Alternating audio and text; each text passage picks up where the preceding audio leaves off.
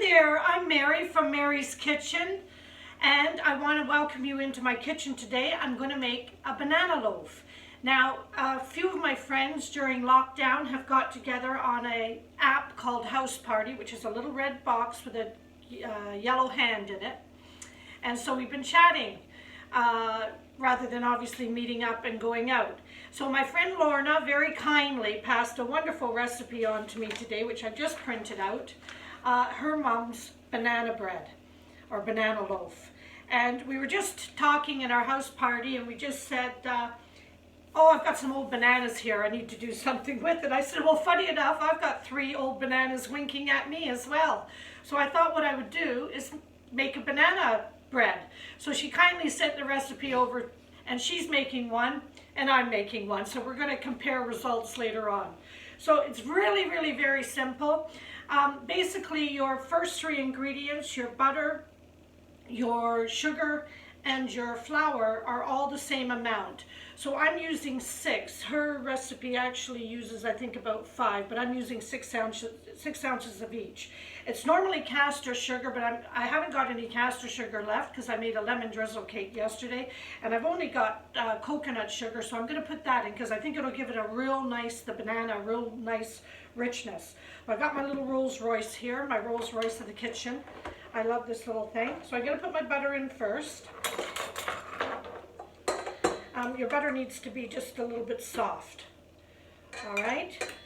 Let's get that butter in there. Don't waste any, especially at times like this, not being able to go to the grocery store too much.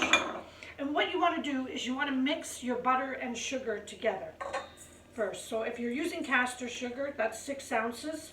So I've got 6 ounces of butter there, and I've got 6 ounces of coconut sugar in this one. But you can just mix that nicely. I like this because you can just stand here, hands free. It's wonderful. So that's just mixing up lovely. And turn it up a little bit and get it really, really well mixed up.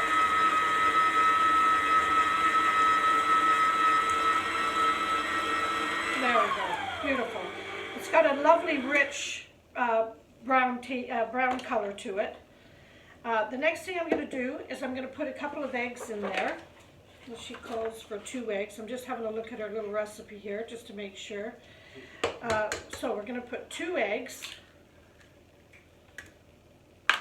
I dropped a wee bit of shell in there. I always keep my little plastic container beside me so I can put all my little garbage bits in there. And then we're just going to give that another mix. Let's see, get that done. Yep. Just make those eggs through with the sugar and the butter. The next thing is the self-raising flour, and it calls for 6 ounces of self-raising flour. Now, I don't have any self-raising flour. I have plain flour, so I added a couple tablespoons of baking powder to my flour to make it self-raising flour.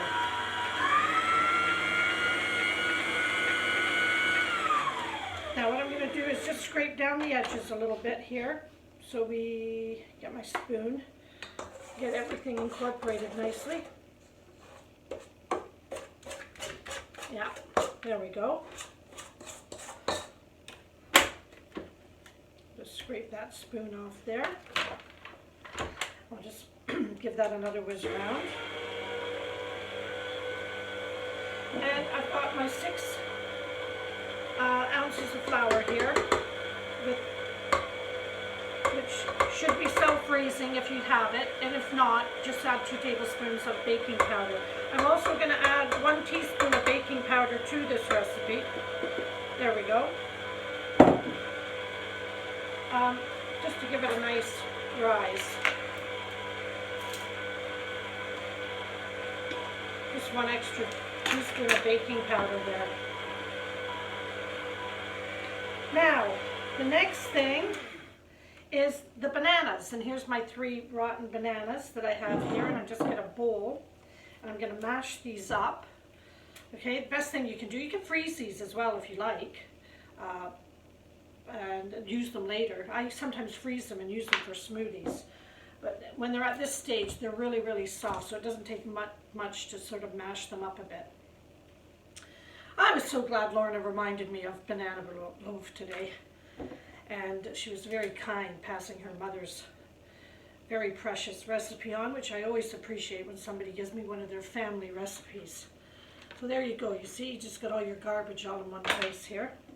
Now I've got a masher.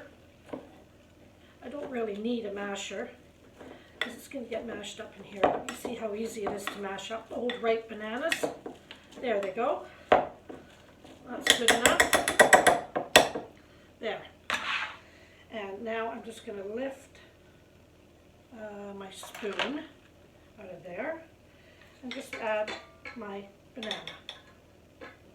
Let's lift this a wee bit. There we go. Add my banana in there.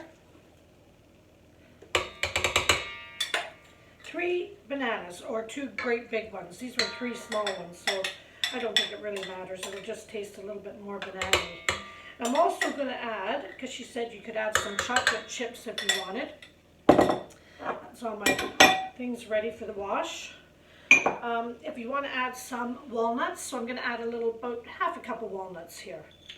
Just some extra walnuts that I had left over, so I don't want to waste them. And just give that another mix.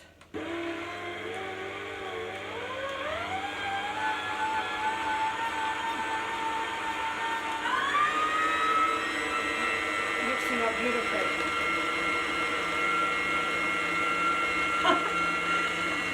Spending a lot of time in the kitchen in this lockdown, in self-isolation, which is fun. And for me anyway, because I have my Mary's Kitchen page, as you know, and you can follow me in my website on maryjoancalder.com and Instagram, etc. But if you go onto my website, maryjoancalder.com, you'll find all sorts of things there. You'll also find a possibility to purchase my cookbook, which I published in November. So I'm just going to give this one last little whiz around.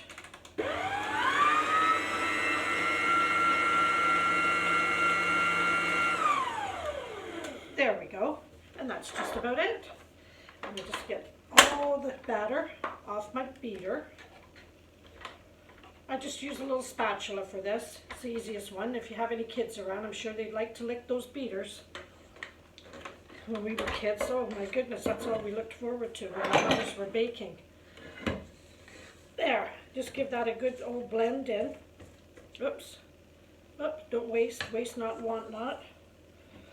So I have got 2 1-pound line tins here, right? Which is easier if you line them with a little liner, because then you can just bring the loaf out and it just makes life so much easier. So I'm going to do half and half in here. Oh, if I just watch my liner, it doesn't fold in on me.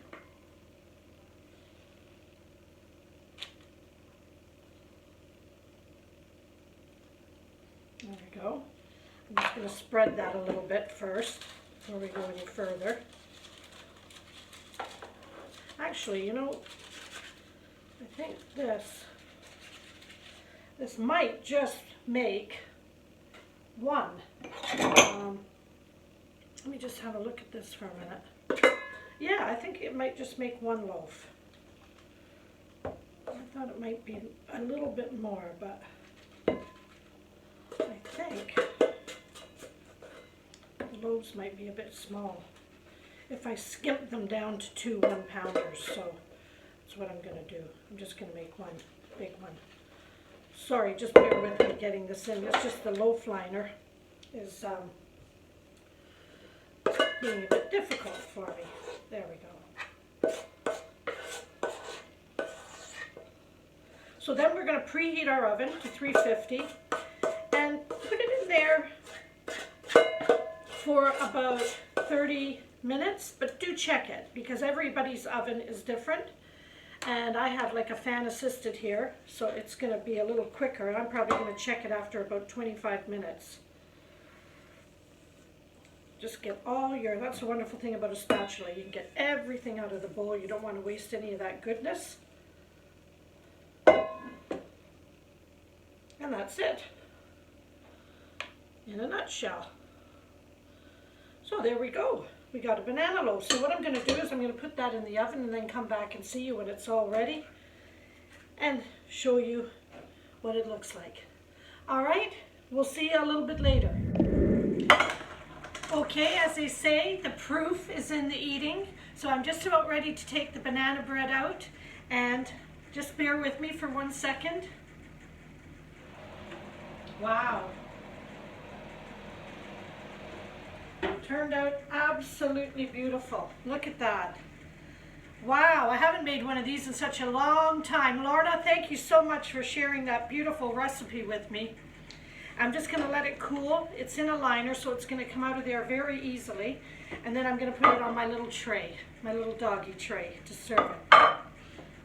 Oh, I can smell the bananas and everything. It's absolutely delicious. So if you enjoyed that video and you've learned something nice and easy for you today to make, if you're stuck in the house, which you should be, stay safe, stay at home, and if you haven't subscribed to my YouTube yet, please do, and please press the bell so it notifies you when I put a new video on.